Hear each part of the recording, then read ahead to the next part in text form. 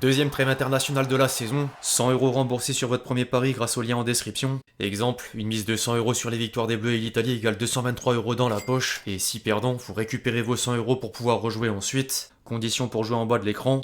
Alors tu as dit que le club avait approuvé le film. Imaginons que si ça n'avait pas été le cas. J'avais un chien qui s'appelait Remontada. Ah mais c'est excellent ça.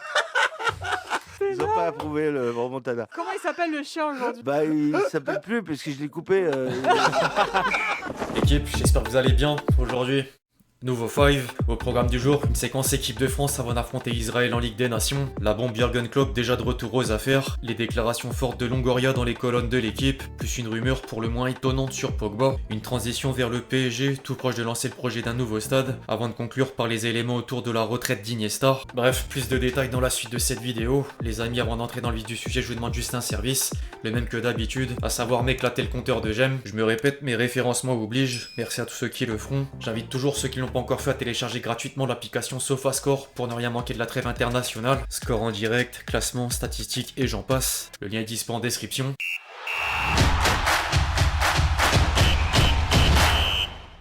Quelques révélations choc plus tard, la Fédération Française de Football navigue toujours en eau trouble. Philippe Diallo est concentré sur la campagne des élections de la 3F et fait le dos rond sur les événements, en même temps de la jouer comme un politique. Il devrait plaire à l'opinion publique puis attirer des votants suite au soutien des présidents des clubs de national pour la création d'une Ligue 3 à partir de 2026. En parallèle, Deschamps prend encore tarif. Aymeric Laporte s'est confié sur RMC dans Rotten sans flamme et révélé avoir choisi l'Espagne à cause d'une mise-entente avec le sélectionneur des Bleus.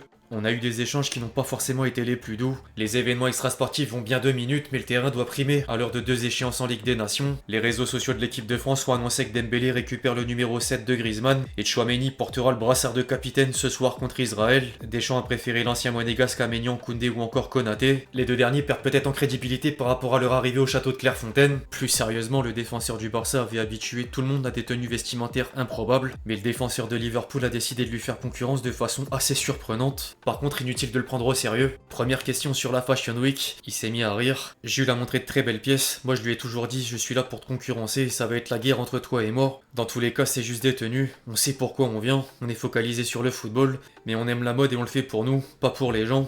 C'est un plaisir pour tout le monde. En dehors des tenues vestimentaires, il a abordé d'autres sujets intéressants en conférence de presse, dont le cas Mbappé. Parfois je me mets à sa place, si j'avais tout cet engouement autour, je sais pas si j'aurais tenu. Il peut avoir un craquage psychologique, même si j'en ai jamais discuté avec lui, il a pas de vie. Se faire siffler à Lille. Quand j'avais joué contre Toulouse avec Liverpool, ils m'ont fait un accueil exceptionnel. Je pense qu'il passe au-dessus de ça, mais ça doit pas être facile de vivre ça dans son pays. Le kick c'est d'ailleurs sous le feu des critiques du côté de l'Espagne. Les observateurs sont pour l'instant déçus par les performances de la star tricolore, et les médias espagnols sortent de plus en plus d'articles à charge, comme El Confidencial. Le fait que pendant des années il ait été considéré comme le fils prodigue ne provoque que de l'indifférence, et il ne se rebelle pas contre cette forme cruelle de chagrin. Il ne change pas de visage, il n'accélère pas sa carrière, il ne presse pas, il n'améliore pas son juristique de star mineur en déclin. Avec Mbappé, c'est comme si on avait signé Pelé du Cosmos. Chaque match est comme son match d'adieu. On lui pardonne sa maladresse pour tout ce qu'il nous a donné ces dernières années. Mieux vaut ne pas parler de ses tentatives de bicyclette qui s'apparentent plus à une installation d'art contemporain qu'à un attaquant du Real Madrid. Bref. Konaté revenait d'une autre part sur la retraite internationale de Griezmann. C'était l'exemple typique d'un leader. Il aurait voulu avoir le brassard mais n'a jamais montré qu'il était triste. La relation qu'il avait avec Kylian, il l'appelait capitaine devant nous. C'est un vrai leader et avec tout ce qu'il a fait pour la France, il méritait des adieux extraordinaires. Je sais pas s'il prépare quelque chose pour la suite. Maintenant, l'équipe de France doit aller de l'avant. C'est une nouvelle ère, surtout avec l'annonce du départ de Griezmann. Ça chamboule le cœur des Français, ça fait partie du football et je l'ai vécu avec Klopp. Il y a eu Griezmann, mais il faut pas oublier ceux qui sont partis avant. À nous d'être de nouveaux leaders et de profiter de l'instant présent. En parlant de Klopp, l'Allemand revient aux affaires contre toute attente. Libre depuis la fin de l'aventure à Liverpool, l'homme de 57 ans sera directeur du football mondial chez Red Bull à compter du 1er janvier 2025. Un rôle qui implique d'apporter une vision stratégique aux côtés des directeurs sportifs des clubs de la marque, soutenir les opérations de recrutement et contribuer à la formation et au développement des entraîneurs. Klopp tenait quand même à livrer quelques mots par le biais d'un communiqué. Après presque 25 ans à entraîner, je suis ravi de m'impliquer dans un projet comme celui-ci. Mon rôle a peut-être changé, mais ma passion pour le football et les personnes qui font de ce sport ce qu'il est n'a pas changé. Au passage, ancien entraîneur des Reds oblige, le verdict vient de tomber concernant Alisson. Le gardien brésilien s'est blessé sur la pelouse de Crystal Palace le week-end dernier, et les examens médicaux ont malheureusement découlé sur une absence de 6 semaines. Un sacré coup dur pour l'actuel leader de la Premier League, d'autant plus que les chocs vont s'enchaîner dans le calendrier entre Chelsea, Leipzig, Arsenal, Brighton à 2 reprises, Leverkusen et Aston Villa. La trêve internationale a beaucoup de mauvais côtés mais possède quelques avantages comme celui de voir plus de grands entretiens. Pablo Longoria s'est étendu sur l'OM 2024-2025 dans les colonnes de l'équipe et plusieurs déclarations valaient le détour. Le président marseillais n'aura pas esquivé les sujets qui fâchent, à commencer par l'arbitrage. Je crois qu'il y a un haut niveau de confusion de l'arbitrage français depuis septembre 2023.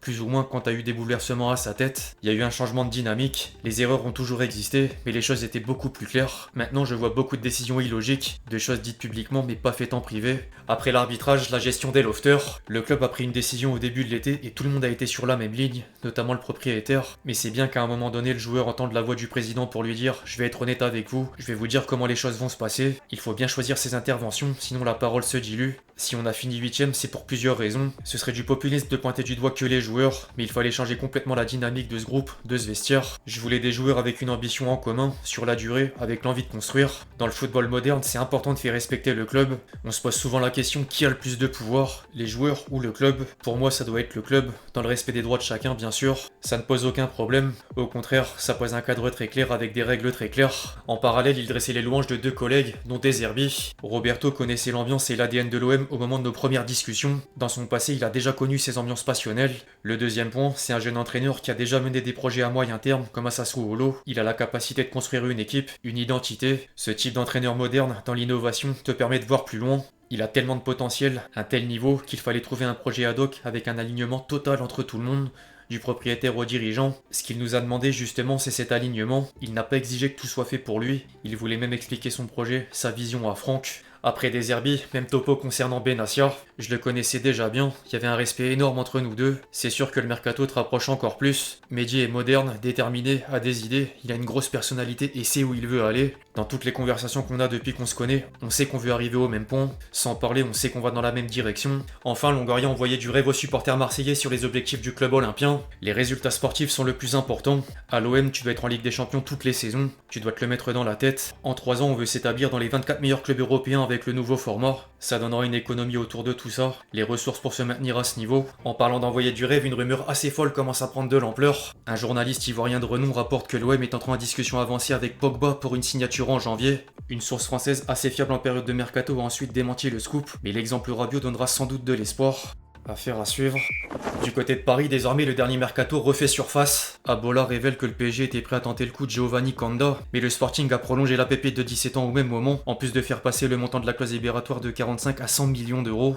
De quoi refroidir les ardeurs des dirigeants parisiens. Le quotidien portugais ajoute d'une autre part que plusieurs clubs anglais ont déjà l'idée de le recruter au cours des prochaines fenêtres de transfert. En parallèle, 2 informations viennent de tomber, dont la nomination du directeur général. Victoriano Melero est promu au poste par Nasser Al-Khelaifi pour s'inscrire dans la poursuite du projet parisien sur et en dehors des terrains. Il avançait dans la construction d'un nouveau stade, malgré l'obstacle de la mairie de Paris. Le club de la capitale serait sur le point de valider toutes les étapes pour obtenir un bijou avec plus de 80 000 places, un toit rétractable, un site polyvalent pour d'autres sports et événements, cinéma, concerts, transports en commun par exemple, sans oublier l'aspect esthétique en lien avec la ville lumière. Plus de détails à venir dans les prochaines semaines. Mardi, Iniesta raccrochait les crampons pour de bon. La légende espagnole a sorti une vidéo sur les réseaux sociaux pleine d'émotions avant d'effectuer une conférence de presse à Barcelone. L'occasion pour lui de dire qu'il aimerait revenir au Barça un jour, peu importe le rôle, mais également de répondre à d'autres questions intéressantes comme celle sur le Ballon d'Or. Finir sur le podium sans le gagner n'est en aucun cas un regret. Léo, Xavi et moi, nous 3 sur le podium est plus grand que de ne pas l'avoir remporté. 3 gars de la maison étant sur le podium du Ballon d'Or, c'est la récompense de ce jour, pas celui qui l'a gagné. D'anciens coéquipiers Blaugrana lui auront rendu un bel hommage, à l'image de Messi d'une part, l'un des coéquipiers avec le plus de magie et l'un de ceux avec qui j'ai le plus aimé jouer. Le ballon va te manquer, et nous aussi. Et Neymar d'une autre, le meilleur milieu avec qui j'ai pu partager des moments incroyables. C'était un plaisir de jouer avec toi. Iniesta est tellement grand que même le rival historique devait lâcher un mot. Le Real Madrid veut montrer sa reconnaissance, son admiration et son affection pour l'une des plus grandes légendes du football espagnol et mondial, lui souhaitant bonne chance dans cette nouvelle étape de sa vie. Enfin bref, l'équipe c'est tout pour le fact du jour, j'espère vraiment qu'il vous a plu, je compte sur vous si c'est le cas pour lâcher votre meilleur j'aime. Comme d'habitude, n'hésitez pas à réagir dans les commentaires sur tous les sujets qu'on a pu traiter aujourd'hui, puis d'ici là, on se retrouve très vite sur la chaîne pour de nouvelles vidéos, c'était Lexchi. Ciao ciao.